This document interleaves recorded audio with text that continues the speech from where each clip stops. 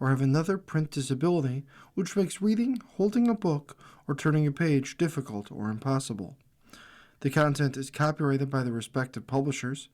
For more information, please visit us on the web at nfradioreading.org.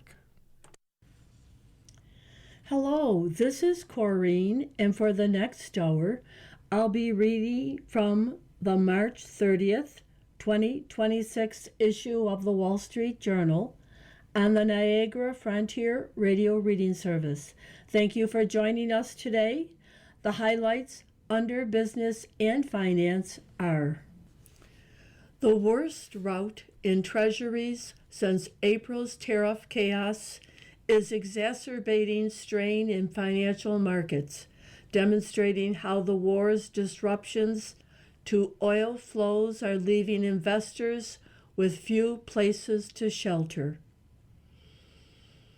The shipping choke point in the Persian Gulf creates a risk of higher prices for products ranging from beer cans to blue jeans and services such as magnetic resonance imaging. Concerns about the Iran war and stepped-up trading in futures markets are driving up commodity coffee prices again after a dip in recent months. Electric vehicle startup Rivian won a years-long battle with car dealers in Washington state that threatens the model of how cars are sold. Politico named Jonathan Greenberger as its new editor-in-chief, tapping an insider to lead the publication and continue to increase its circulation. About a year into the full-blown trade war between the U.S. and China, trade between the world's two largest economies has plunged to levels not seen in decades.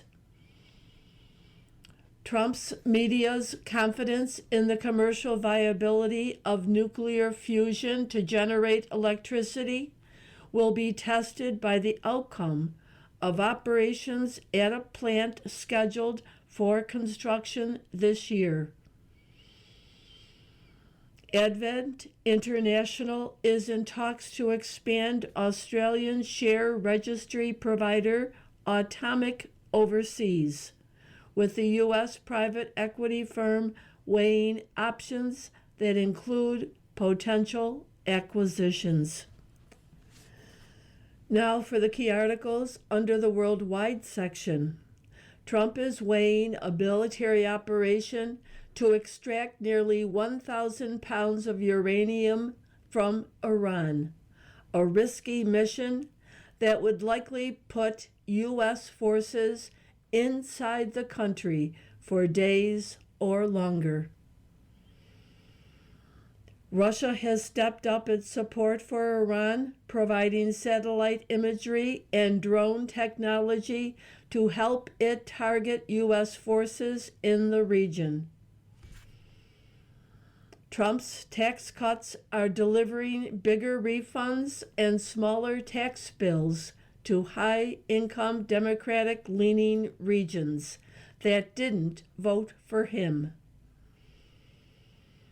The Supreme Court prepared to hear arguments over Trump's attack on birthright citizenship for the children of unlawful immigrants and temporary visitors. Hundreds of thousands of demonstrators took to the streets across the nation for a day of No Kings rallies in opposition to Trump, whom organizers say is running the country like a king. Investigators searched a FEMA contractor's office as they probe a network of aides that Kristi Noem and Corey Lewandowski seated in the Department of Homeland Security during their tenure there. ICE plans to spend $38.3 billion to convert a warehouse about 45 miles east of Atlanta, into a new detention model for immigrants awaiting deportation. California Governor Gavin Newsom signed an order banning gubernatorial appointees from using non-public information to profit on prediction markets. The picture on today's front page takes place at the site of a bombed-out building where two workers or men are retrieving large metal boxes. And that caption reads, "Gear was retrieved from a building that housed offices of Qatar-based TV network AI Arabi after a missile strike in Tehran Sunday." Articles from the front page follow. Bruised by stocks, investors find little relief in bonds. Inflation fears and forced selling have led to a sharp climb in Treasury yields. By Sam Goldfarb. The worst rout in Treasury since last April's tariff chaos is exacerbating strain in financial markets, a stark demonstration of how war's disruptions to oil flows are leaving investors with few places to shelter. The Hormuz blockade has spurred one of the largest oil shocks on record, raising fears of an economic slowdown that have dragged stock indexes to their lowest level since August. But bonds, often a place of safety in times of market turmoil, have offered no relief, hit by worries that resurgent inflation will keep interest rates higher than expected and undermine the value of their fixed payouts. The resulting market strain has been painful for both investors and the economy. The iShares Core 60/40 Balance Allocation Exchange Traded Fund, holding a traditional portfolio of 60% stocks and 40% bonds, has lost 6.3% since the fighting started in late February. At the same time, falling bond prices have driven up the yield on the 10-year Treasury note by nearly a half percentage point, lifting borrowing costs throughout the economy. Rates on 30-year mortgages recently jumped to 6.38%, reversing a slide that had carried them to their lowest level since 2022 and threatening the spring home buying season. Some fear the selling has taken on a momentum of its own, with the war-fueled market swings forcing hedge funds to shed bonds to cover bets made with borrowed money, and other investors hesitant to step in while the threat of further losses linger. No one has an appetite to fade this move, because if you did try to fade this move in the past couple weeks, it just continues to go against you, said Isaac Brook, U.S. rates strategist at RBC Capital Markets. Investors of all stripes were caught off guard by the Iran war, which arrived just as many were growing increasingly bullish on bonds, thanks in part to concerns about potential economic disruptions from artificial intelligence that fueled volatility in the stock market. Many investors still argue that a protracted war could eventually lead to lower yields by raising energy prices enough to slow U.S. economic growth, creating even more reason for the Fed to cut rates. At least for now, though, that has been a losing argument.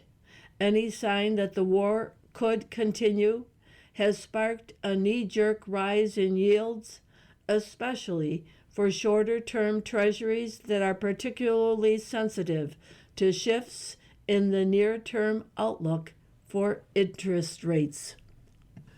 Buttressing that trade, Fed officials have at times sounded more concerned about the inflationary impact of the war than its blow to growth. Trump considers operation to seize uranium. Troops option in Iran carries risk as U.S. presses regime to cede nuclear material. By Alexander Ward, Lara Sigelman, Annie Linsky, and Michael R. Gordon. Washington. President Trump is weighing a military operation to extract nearly 1,000 pounds of uranium from Iran, according to U.S. officials, a complex and risky mission that would likely put American forces inside the country for days or longer. Trump hasn't made a decision on whether to give the order, the officials said, adding that he is considering the danger to U.S. troops. But the president remains generally open to the idea, according to the officials, because it could help accomplish his central goal of preventing Iran from ever making a nuclear weapon. The president has also encouraged his advisors to press Iran to agree to surrender the material as a condition for ending the war, according to a person familiar with Trump's thinking. Trump has been clear in conversations with political allies that the Iranians can't keep the material, and he has discussed seizing it by force if Iran won't give it up at the negotiating table. Pakistan, Turkey, and Egypt have acted as intermediaries between the U.S. and Iran, but Washington and Tehran haven't engaged in direct negotiations to end the war. It's the job of the Pentagon to make preparations in order to give the commander-in-chief maximum optionality. It does not mean the president has made a decision, White House Press Secretary Caroline Leavitt said in a statement. The Pentagon didn't comment, and a spokesman for the U.S. Central Command declined to comment. Before Israel and the U.S. conducted a series of airstrikes on Iran in June 2025, the country was believed to have more than 400 kilograms, or about 882 pounds, of 60% highly enriched uranium, and nearly 200 kilograms of 20% fissile material, which is easily converted into 90% weapons-grade uranium. International Atomic Energy Agency Director General Rafael Grossi has said he thinks the uranium is mainly at 2 of the 3 sites that the U.S. and Israel attacked in June: an underground tunnel at the nuclear complex in Isfahan and a cache at Natanz. The Iranians have centrifuges to enrich uranium and the capability to set up a new underground enrichment site, experts said. Trump and some of his allies have said privately it would be possible to seize the material in a targeted operation that wouldn't significantly extend the timeline of the war and still enable the U.S. to be done with the conflict by mid-April, according to the person familiar with the discussions. Trump has told associates that he doesn't want a protracted war. Some of his top aides are eager for him to focus on other matters, including the midterm elections, where polls are showing Republicans could face significant losses. Trump referenced Iran's uranium on Friday during an address in Miami, noting that the material was a central reason for starting the war. Any move to seize the uranium by force would be complex and dangerous, former U.S. military officers and experts said, ranking among the most challenging operations ordered by Trump. Teams of U.S. forces would need to fly to the sites, likely under fire from Iranian surface-to-air missiles and drones. Once on site, combat troops would need to secure perimeters so that engineers with excavating equipment could search through debris and check for mines and booby traps. The extraction of the material would likely need to be conducted by an elite special operations team specially trained to remove radioactive material from a conflict zone. The highly enriched uranium is likely contained in 40 to 50 special cylinders that resemble scuba tanks. They would need to be put into transportation casks to protect against accidents. That could fill several trucks, said Richard Nephew, a senior research scholar at Columbia University and a former nuclear negotiator with Iran. Unless an airfield was available, a makeshift one would need to be set up to bring equipment in and take the nuclear material out. The entire operation would take days or even a week to complete, experts said. You are listening to a reading of articles and features from the Wall Street Journal on the Niagara Frontier Radio Reading Service. Rivian win imperils dealership model for car sales by Sharon Turlip. Electric vehicle startup Rivian Automotive just won a years-long battle with car dealers in Washington state that threatens the model of how cars are sold. After fighting to sell its vehicles directly to buyers, Rivian threatened to take its case to voters with a ballot measure to permit direct sales. The dealers blinked. The state's dealer lobby not only dropped its opposition to a sales loophole for Rivian and rival EV maker Lucid, but also encouraged lawmakers to approve one. The measure became law this month.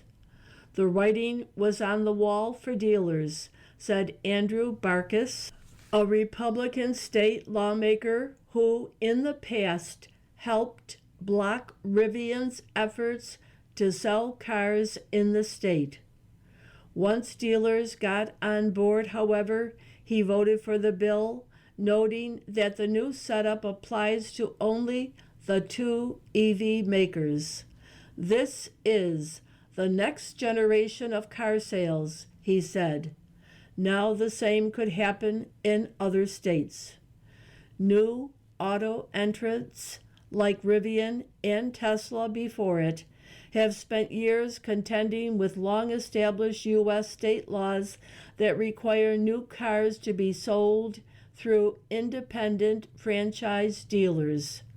The auto startups, typically makers of EVs, argue that they can offer a better experience by selling directly to consumers, much as Apple sells iPhones through its own stores and online. Rivian CEO RJ Scaringe has said the company is committed to direct-only sales because that strategy is more profitable and gives the company control over how its vehicles are sold, marketed, and maintained. The Washington Compromise riled traditional automakers, including General Motors, Ford Motor, and Toyota, which lobbied against it, arguing it unfairly advantages startups. A trade group representing the automakers called it discriminatory and argued the exception could one day open the door to Chinese EV manufacturers. Following the win, Rivian executives are eyeing other states that, like Washington, ban direct sales but also allow ballot initiatives. Arkansas, Ohio, Oklahoma, Montana, Nebraska, and South Dakota. Maduro's wife has own crime drama. Celia Flores is accused of conspiring to smuggle hundreds of tons of cocaine. By Angus Berwick and Juan Ferrero. Caracas. When Drug Enforcement Administration agents flew Nicolas Maduro to New York in January to face narco-terrorism charges, his wife, Celia Flores, was beside him. Her hands zip-tied, the 69-year-old crossed the Wall Street helicopter under the watch of heavily armed guards and rooftop snipers. When a judge asked her to identify herself in court, she answered, "I am First Lady of the Republic of Venezuela." In fact, Flores was an alleged crime lord in her own right, pursued for years by DEA units overseen by federal prosecutors in New York and Florida. A federal indictment unsealed the day U.S. commandos pulled Flores and Maduro from their Caracas bedroom, accused her of conspiring with top Venezuelan officials to smuggle hundreds of tons of cocaine into the U.S., accepting bribes to allow drug flights and ordering murders. The indictment offered few details about Flores, but a series of earlier cases involving her relatives, along with interviews with investigators and former associates, paint a picture of an ambitious politician who climbed from a poor barrio to become one of the central architects of her husband's 13-year grip on power. There, she cultivated a family criminal enterprise known in Venezuela as El Jardín de Flores, or Garden of Flowers, a play on her surname. According to court records and former associates, she rewarded a web of relatives with drug routes, state contracts, and impunity. Her name unlocked lucrative deals with Venezuela's state-run oil firm and allowed relatives to fly drug shipments out of the presidential hangar of the Caracas airport. Few dared to cross her. In an appearance in New York federal court on January 5th, Flores pleaded not guilty and said she was completely innocent. Her U.S. lawyer, Mark Donnelly, said, "We look forward to reviewing and challenging the evidence the government has." The U.S. government has sanctioned a dozen of her relatives over the years for alleged corruption and drug trafficking, including her sister, 3 children, and a nephew considered the family's financial mastermind. DEA agents caught 2 other nephews in 2015 in Haiti during an attempted cocaine deal the pair said was to fund a political campaign for Flores. Her brother helped broker the shipment, an informant told the DEA. Leaving the front page for other articles. Why the Price of Your Coffee Has Soared, by N.T. Pacheco. Fans of Reverie Roasters Bone Shaker Espresso Blend are familiar with the sticker shock that has hit coffee prices nationwide. For years, a 12-ounce bag of the bestseller cost $15 at its Kansas roastery and 2 coffee shops. As of last spring, it is $17. And Rivery's owner, Andrew Gow, is raising the price again next month to $18. That reflects just a share of the often hidden factors driving up the cost of doing business for artisanal purveyors like Reverie. Tariffs inflated his expenses, but so have crop failures, higher rents, and rising labor cost. Now, after commodity coffee prices dipped in recent months, concerns about the Iran war and stepped up trading in coffee futures markets are driving them up again. Russia is stepping up its support of Iran.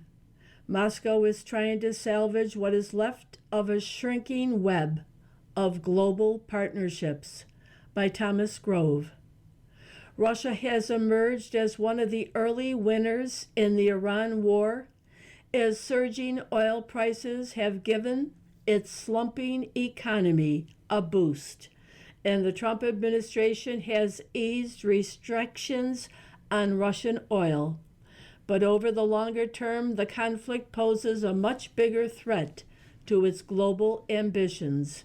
In recent weeks, Russia has stepped up its support for Iran, its closest partner in the Middle East, providing satellite imagery and drone technology to help Iran target U.S. forces in the region. Moscow is in part trying to salvage what is left of its shrinking web of partnerships that once made it the world's second largest arms exporter, behind the U.S., a backer of dictatorships from the Middle East to Latin America, and lent credibility to President Vladimir Putin's view of Russia as a great power. Russia is learning what it means when the United States acts completely unrestrained, said Hannah Nodi, director of Eurasia at the James Martin Center for Nonproliferation Studies.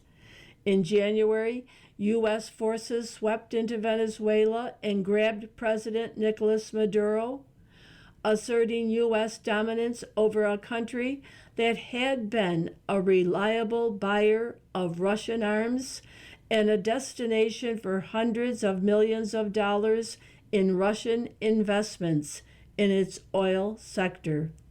President Trump has suggested that toppling the Cuban regime might be next on his list. The attack on Iran poses a threat to Moscow's long-held strategy of maintaining a partnership of friendly countries and paramilitary groups on its southern flank. Its one-time partner in Syria, former President Bashar al-Assad, is sitting in Moscow after fleeing his country. The Iranian regime is the linchpin in a network of militias, such as Lebanon's Hezbollah, which serve as the main challenge to U.S. and Israeli dominance in the region. Russia has been advising the Iranians based on its experience in the war in Ukraine, giving them tactical guidance on how many drones should be used in strikes and from which altitudes they should strike, the Wall Street Journal has reported. Russia's advice and targeting information is believed to have aided Iran in strikes on U.S. radar systems in the region. The potential survival of the Iranian regime would give Russia a chance to maintain a toehold in the Middle East, one that is all the more important as it sees its influence fading elsewhere. It would also give Moscow a chance to show it is capable of helping its partners fend off the U.S. military. You are listening to a reading of articles and features from the Wall Street Journal on the Niagara Frontier Radio Reading Service. From the editorial page, Democrats revive a Carter mistake. They want to tax the oil and gas profit needed to boost American production. Fossil fuel opponents aren't letting the Iran war go to political waste. Progressives are using rising energy prices to seek higher taxes on oil and gas companies, which would discourage the investment needed to increase supply and bring down prices after the war is over. Iran's harassment of shipping through the Strait of Hormuz and attacks on the region's energy infrastructure have driven up oil and gasoline prices. Enter Rhode Island Senator Sheldon Whitehouse and California Representative Ro Khanna, who have introduced a bill that would impose a 50% tax on U.S. crude sold above the 2025 Brent average, roughly $68 a barrel. Democrats have proposed similar bills to tax the so-called windfall earnings of oil producers in the previous two Congresses, which is a giveaway that the war in Iran isn't what's motivating them. They want to reduce U.S. production at any time for any reason. U.S. producers have benefited from higher prices caused by the war, but much less than the left claims. Some frackers began pulling back rigs last year as prices fell below what they needed to break even on their investments. Producer margins last year were squeezed by inflation, higher interest rates, and tariffs. The price of Brent crude has been bouncing around north of $100 a barrel, though U.S. shale blends trade at a steep discount, in part because they are more costly to refine. At a Brent price of $112 under the White House Khanna bill, the government would extract $22 in tax for every barrel sold. That's more than what some producers have been earning in profit. Higher prices enable companies to boost supply. Taxing production does the opposite. The short-lived U.S. experiment with a windfall oil profits tax from 1980 to 1988 reduced domestic production and resulted in 80% less tax revenue than projected. Congress finally repealed the tax because it made the U.S. more dependent on foreign oil. The same story is playing out in the United Kingdom, which in May 2022 imposed a 25% tax on profits of oil and gas companies on top of the ordinary 40% rate. Even as oil prices fell, the government repeatedly extended the tax and raised the rate to 38% to grab more revenue. That's a combined 78% tax. Some 90% of UK offshore oil and gas firms have reported lower investment. The country's oil and gas production has fallen by about a quarter since 2022, which has made the Brits more reliant on imports and vulnerable to supply shocks. Fracking has shielded Americans from price spikes caused by the shutdown in Qatar's liquefied natural gas exports. Not so Europeans, who are paying higher electricity and gas prices because of their opposition to fracking. Now, European governments are responding by proposing windfall taxes and price controls, which will do even more harm. Global energy prices are likely to remain elevated for some time after the Iran war winds down because of damage to energy infrastructure and shut-in wells that can't be restarted overnight. Qatar says it may take 3 to 5 years to repair an LNG export facility struck by an Iranian missile. U.S. oil and gas supply will be critical as the region recovers and as a continuing alternative to dependence on Russian energy. Progressives don't want to lower energy prices in the U.S. or anywhere else. Their goal is to keep American oil and gas in the ground so we can all live expensively ever after with wind and solar power.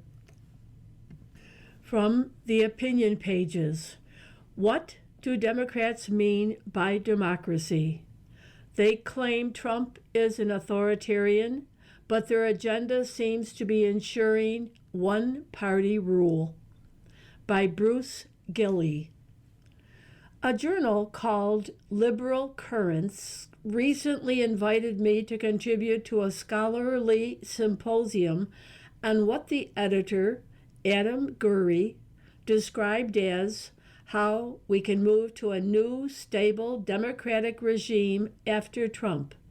He was particularly interested in what sort of accountability model should be pursued, especially if it has to be done on a partisan basis by a Democratic trifecta.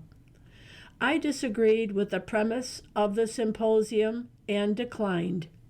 The idea of restoring democracy after Donald Trump is widespread on the left.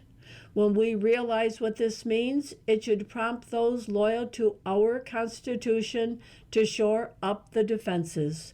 First, some conceptual background. Countries that move from authoritarian to democratic rule are said to be in transition to democracy. Scholars have devoted significant attention to the question of when, how, and why these transitions occur.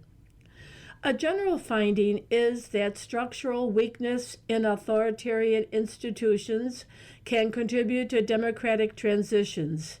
It is insufficient. Democratic transitions happen when individuals break from the ruling elite and launch a reform faction. Countries that move in the opposite direction, from democracy to authoritarianism, are said to be suffering democratic backsliding. An important finding here is that the process is different.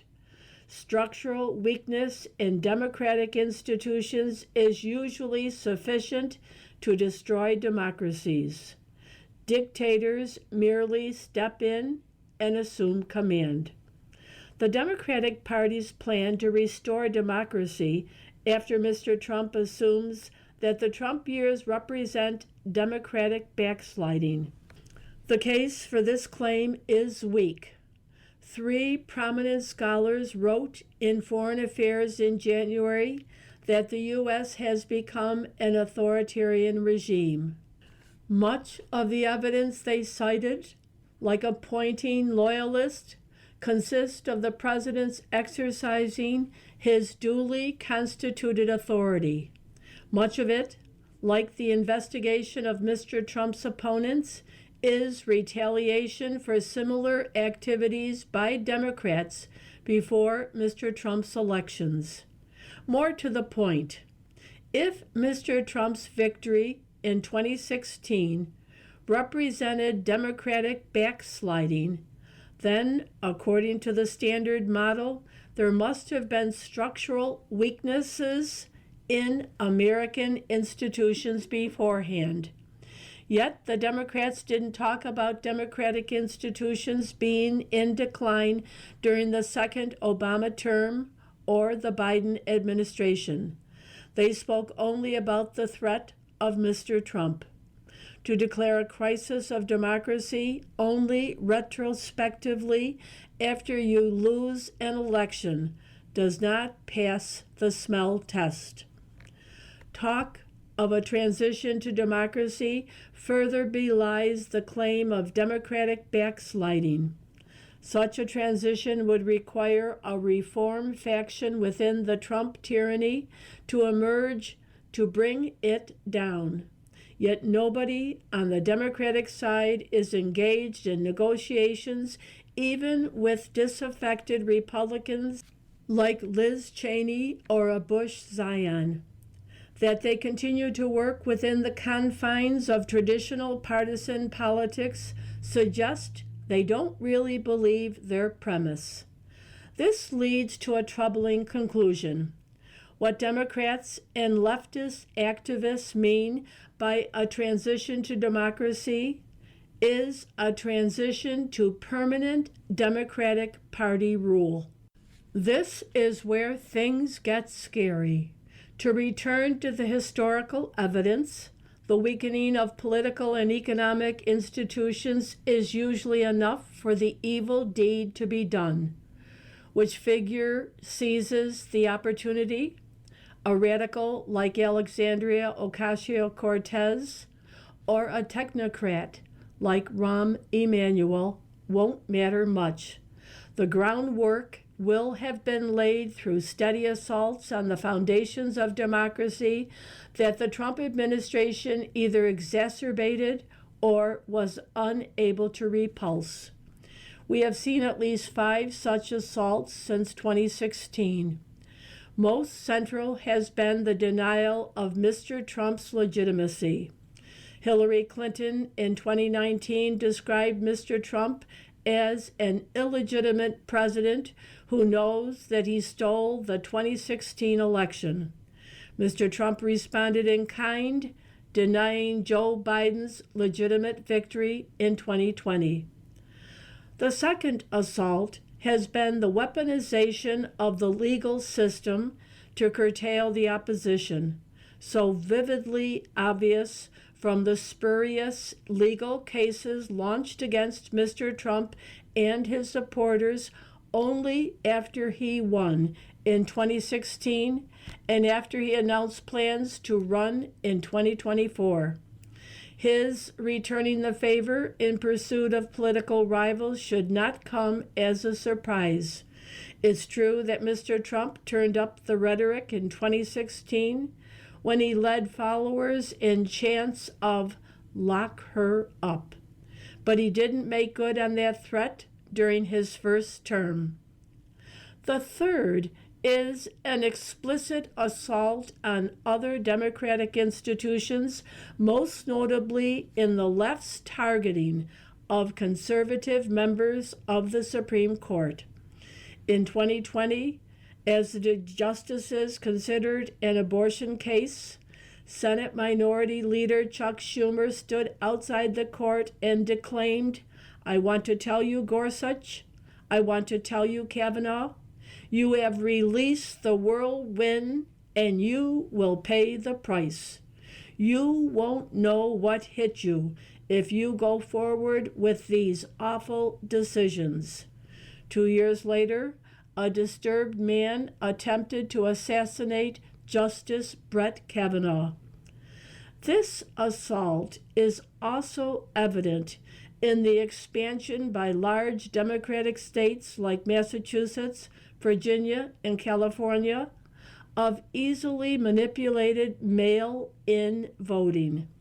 Non-citizen voting, encouraged by the Biden administration's open border policies, represents the most serious assault on the demos since each ballot cast by an alien cancels the vote of an American citizen. Fourth is the mobilization of the deep state to undermine the party in power. Seen in 2019 Trump impeachment based on a frivolous intelligence community whistleblower, and last year in the leak of a preliminary Defense Intelligence Agency's assessment that the strikes on Iran's nuclear facilities had been unsuccessful. The final assault is the use of mass mobilization against democratic government, notably in the Women's March occupations of the Capitol and Senate complexes in June and October 2018, and the months-long Black Lives Matter insurrection against local police and courts during the first Trump term, and then in the multi-city effort to obstruct immigration enforcement in the second term. The most awful attack on democratic government, the riot of January 6, 2021, is best understood as a counter-mobilization against the constant resort to mob violence by the left. Seen in this light, the Democratic plan for a transition to democracy after 2028 looks more like a transition to authoritarianism. The details are already in plain sight, based on the announced aims of various Democratic candidates and strategists: expanding the Supreme Court to impose a leftist majority, stripping states of the powers to draw electoral boundaries, and to insist on in-person voting by actual citizens, waging revenge lawfare against anyone associated with the Trump administration, amnesty, and therefore voting rights for millions of illegal aliens. It's time for lovers of liberty to confront an ugly truth. The country remains a democracy only because it has withstood assaults from first the left and then the right since 2016. The next round may not end so well. You are listening to a reading of articles and features from the Wall Street Journal on the Niagara Frontier Radio Reading Service. This next article is rather long and will be divided into sections. It is called Trump's Civil Rights Enforcer in Action by Tunku Varadarajan, Washington. Humanize me a little, says the petite woman in a cashmere sweater at the end of a forthright, occasionally spiky interview. It's unclear if this is a plea or a pleasantry. The woman is Harmeet Kaur Dillon, 57, the blunt-spoken Assistant Attorney General for Civil Rights. She is the nation's top civil rights enforcer, and few occupants of her office have had as high a public profile as she does, including close to 1.6 million followers on social media. That's a lot for a lawyer, she quips. Few federal civil rights czars have roiled their own department as thoroughly as Miss Dillon did when she took office in April 2025. A fierce loyalist of Donald Trump, who worked for him as a personal attorney before she moved to Washington, Miss Dillon was greeted like an invader by the left-wing staffers who had taken root in the Justice Department's Civil Rights Division over the years. They threatened an exodus after she issued a little mission statement spelling out her priorities. The president asked me to take this job, she says, and trusts me to do it the way I think is appropriate. She made it clear that it was her duty to stop things that have been going on in this department that have been wrong. Miss Dillon lists those things for me, as she did for her staff. I do not agree that our job here is to punish the police for doing their jobs. I do not agree that our job here is to protect black people from discrimination, but not whites and others. That's wrong and unconstitutional and illegal. Her list of intolerable practices continues. I do not think it is okay for us to look the other way when American universities discriminate in admissions. I think DEI is discrimination, and we need to get rid of it. This week, she opened an investigation into admission practices at 3 medical schools. When a person needs an ER doctor, no sane person stops to ask about the doctor's race, she says. American students deserve equal opportunities in medical school admissions, and American patients deserve doctors trained based on their merit rather than their race. When cities and states openly discriminate in hiring on the basis of race and sex and other characteristics, that's illegal, and we should take it head on. Within a month of starting her job, she authorized an investigation into the hiring practices of Chicago's Mayor Brandon Johnson after he boasted publicly about how many blacks he had appointed to his administration. Another complaint: the entire voting rights section of the Civil Rights Division has been weaponized to prevent states from improving their voting laws and making them more accessible and trustworthy. Merrick Garland, President Biden's Attorney General, sued to stop Georgia from implementing a package of election laws that would have dragged the state into the American modern era, Miss Dillon says. We don't do that now in the Civil Rights Division. She hopes the Supreme Court will hold that racial gerrymandering is illegal this term in Louisiana versus Callis. It's an outdated concept to be using race as a proxy for how people are going to vote. It doesn't hold up in real life. 2/3 of the division's staff quit, she says. We're back to about 50% right now. She has tried to replace those who left with people who are idealistic, want to give back to their country, want to make the country a better place for all people in America. Ms. Dillon says she was unfazed by the theatrics of the now former staffers. They signed on to extensive letters and virtue signaling criticism. They held unhappy hours at the building where most of them worked to kvetch about the changes, and they lined up at the phalanx and marched out together on their last day. Things like that. They staggered their last days and made a rolling drama out of it for weeks.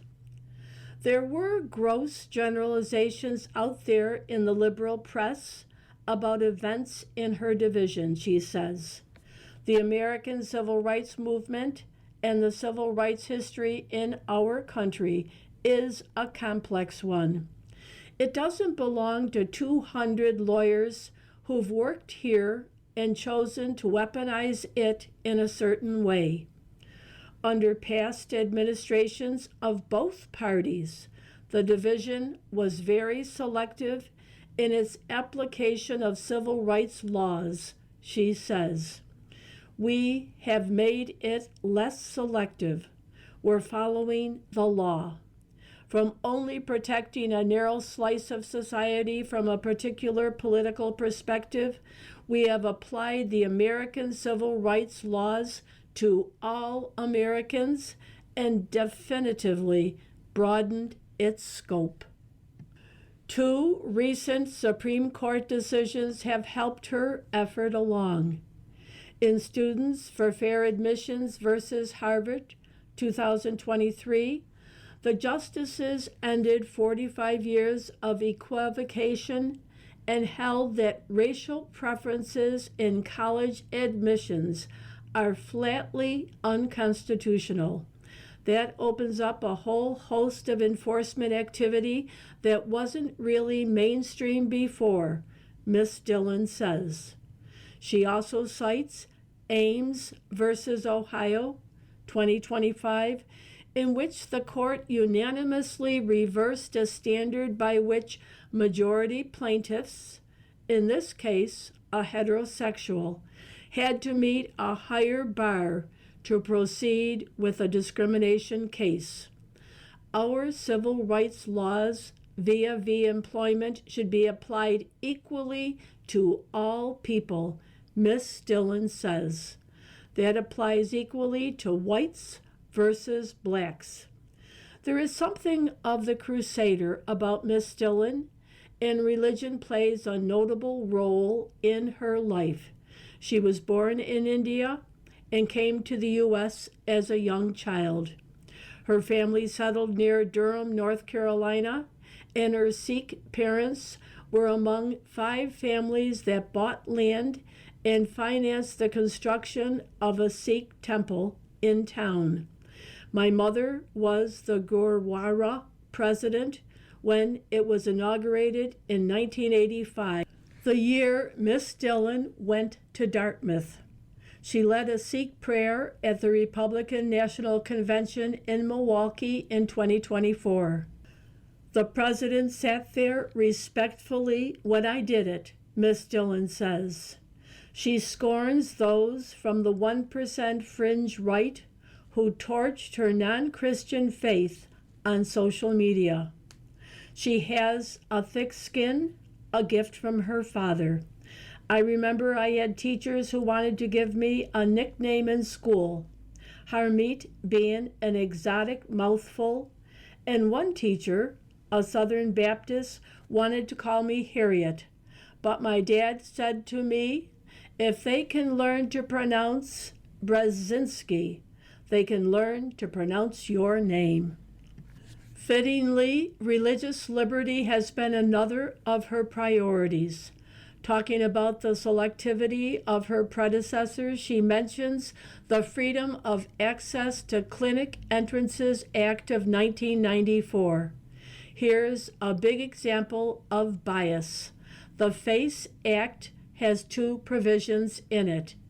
It protects reproductive rights centers of all kinds and houses of worship. And until me, nobody in the Civil Rights Division ever enforced the houses of worship provision of the law in question. For decades, no one applied the law equally.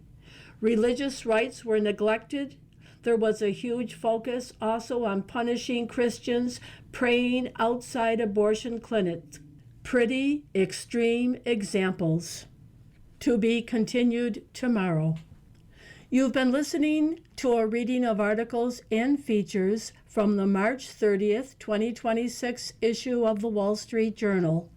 We read from the Wall Street Journal every Monday through Thursday at 11 p.m. Your reader has been Corrine. Thank you for listening.